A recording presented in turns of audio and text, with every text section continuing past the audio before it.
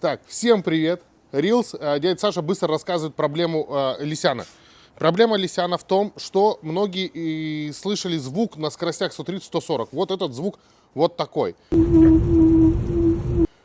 Никто не знал, как его решить, откуда этот звук. Были какие-то догадки от других автомобилей, кто-то в проеме, где-то еще что-то. Ничего сложного нет. Я просто сегодня помыл машину и подул на нее.